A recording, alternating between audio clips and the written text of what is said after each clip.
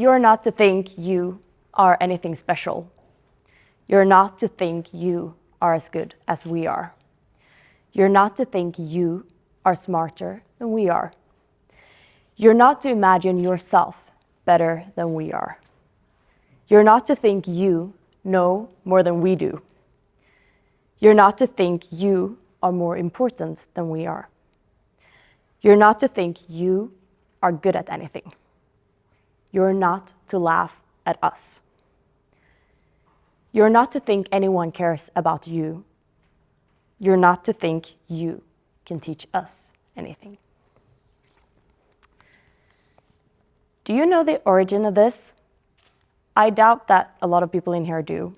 I actually doubt that a lot of people in Scandinavia do. Yet I'm pretty sure you all recognize the concept described in the 10 Commandments I just read. Not because you have read about them in Axel Sandemose's A Fugitive Crosses His Tracks, but because you have lived them. And you do live them every day. Because as residents of Scandinavia, you inevitably reside under the Law of Jante, Jantelagen. The Law of Jante has raised us to believe that pride and humility are mutually exclusive, that acknowledging one's achievements is an ugly thing, that winning the lottery is more admirable than working really hard to reach the same monetary success. It is an ever-present phenomenon in our Scandinavian societies, and it has been claimed to derive from a long-standing traditions of socialism, even from egalitarianism. Yet very few studies have been carried out with regard to this cultural phenomenon. It is only in recent years that researchers have started looking into the implications of the Law of Jante as a concept. And let me tell you, the associations are not positive. In fact, it's rather the opposite. How can a cultural phenomenon, so widespread and well-known, not have garnered more scientific attention? Does the Law of Jante, by definition, prohibit us from looking further into the concept, because investigating it would imply that we think that we are anything special, thereby breaking the law itself? What would happen if we were to study it, for example, in relation to mental health issues? What if we looked upon Sandemose's work with the lens of today and put the concepts and laws we automatically abide by under the scrutiny of the 2020s perspective, and finally, once and for all, realize that we do not actually have to be bound by them, that we, as a society, can change? Now, let me reverse the tape and elaborate a bit on the concept of the Law of Jante. The Scandinavian phenomenon centers around the idea that no one is allowed to stand out, to be or consider themselves special, to be different, or even to value themselves as an individual. Now, if you paid attention to my choice of words, you will have noticed that I talked of the Law of Jante as a restricting and repressing force, not as something allowing for a certain culture. In my opinion, it is a common misconception that the Law of Jante is an idea of equality, an aspiration to have everyone be valued equally. Rather, it is something that restricts us as individuals and tells us what we are not allowed to do. That is, to stand out, to value ourselves, and to feel proud. Now, it may just seem that I am the kind of person who prefers to think of the glass as half empty rather than half full, right? I can totally understand if that is what you're currently thinking. However, now enter the origin of the concept of the Law of Jante, the previously mentioned novel by Axel Sandemose, namely A Fugitive Crosses His Tracks. Said work first came out in 1933 and has since undergone a number of editorial processes. Sandemose himself was a Danish-Norwegian author, and A Fugitive Crosses His Tracks is a novel he considers strongly influenced by autobiographical components.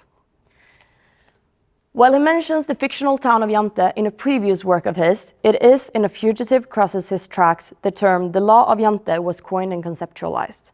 And for those of you who have not read Sandemose's novel, I can tell you that it is not done so with an egalitarian, utopian society in mind.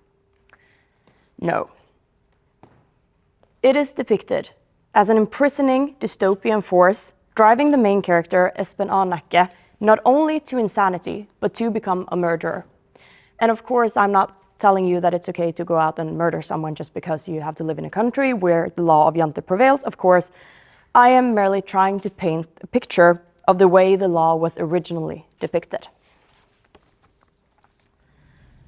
To further emphasize the negatively restricting properties of the Jante law and why they cannot be rationalized to pass as egalitarianism, I would like to reiterate some of the commandments I initially mentioned. You're not to think you are as good as we are.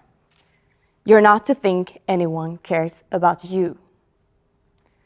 These commandments are directly contradicting the concepts of equality and egalitarianism, as they claim that an individual is to think of themselves as inferior to the rest, and that no one should care about said individual, which is quite counterintuitive to the philosophy of a society in which all individuals should be cared for and cared for equally.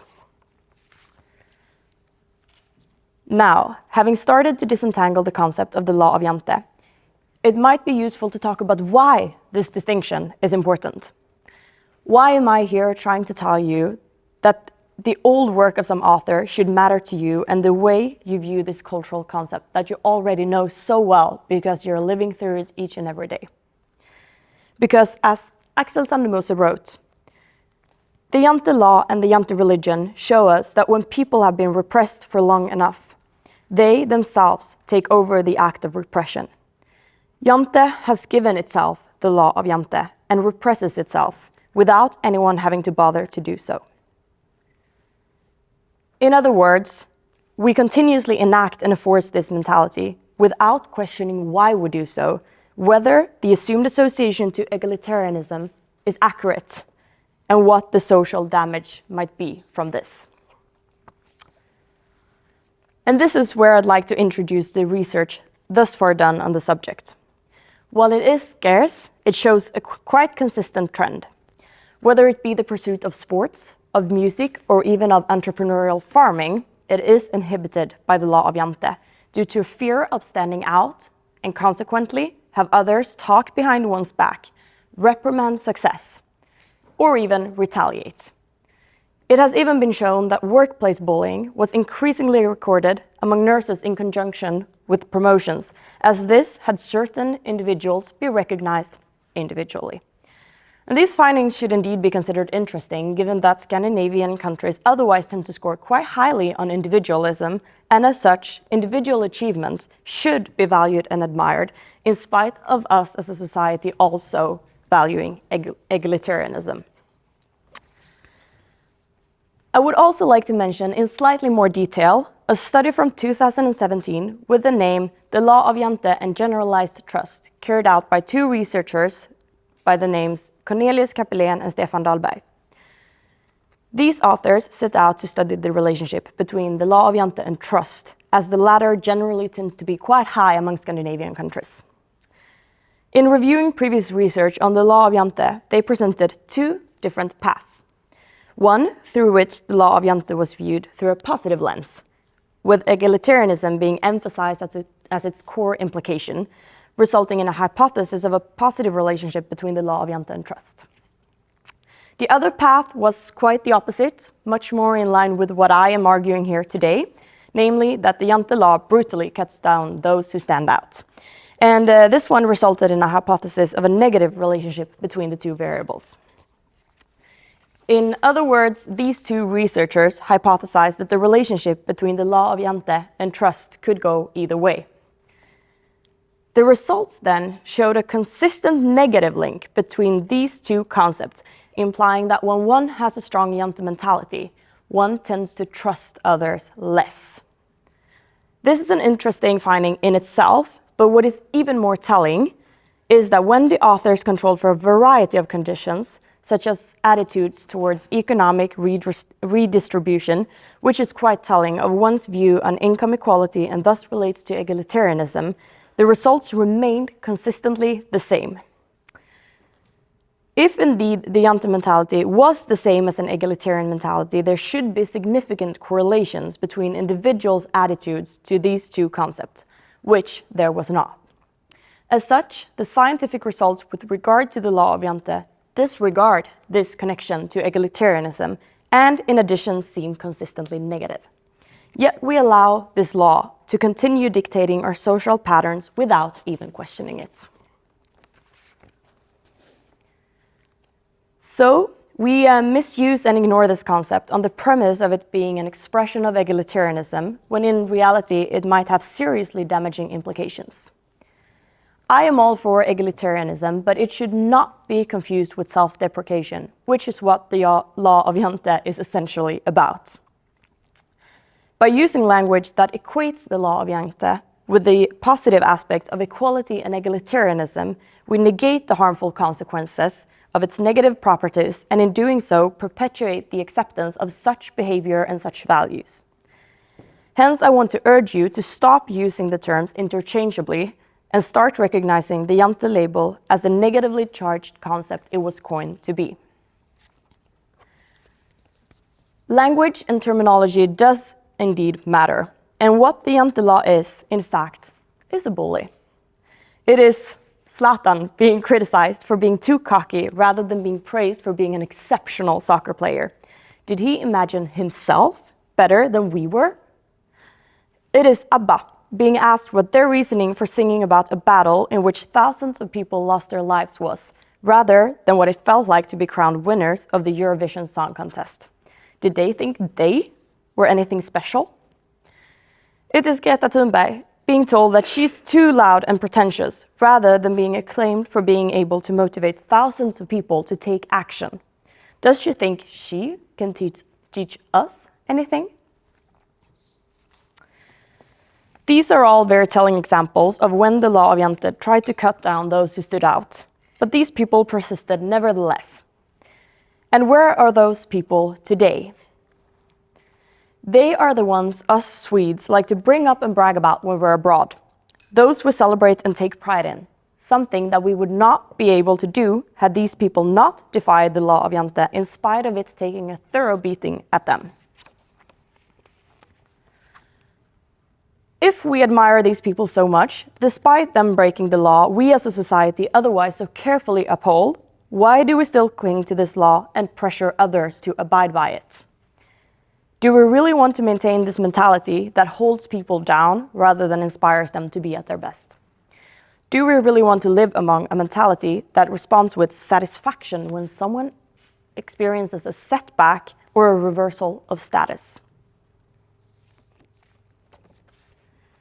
For me, the law of Jante is continuously feeling like I have to tell my classmates that I do not know what's going on in the university courses we are currently taking, despite being pretty on top of it. It is the fear of expressing pride in an achievement, even to friends who have seen all the ups and downs along the way. And it is being told that I free ride my way to the top of the equestrian ranking lists, despite being the last one to leave the training facilities each and every night. Because of course, I am not to think that I am good at anything. But I don't want to do this anymore. I don't want to conform, and I don't want to put up with judgment and envy, and I don't want people to be able to get away with expressing it on the premise of lobbying for equality, because that is not what it is about. And I hope that I've been able to convince you of this here today. I hope I've managed to convince you to recognize the law of Jante for what it is, an expression of inadequacy, a condescending attitude, and a fear of individuality and all that it entails. So to sum up, I would like to repeat something that I said in my opening paragraph. Pride and humility are not mutually exclusive. And you know what? Here I am today, and I want to tell you that I am proud of myself, of my achievements, and of my decision to defy the law of Jante. And so I urge you to do the same. Thank you.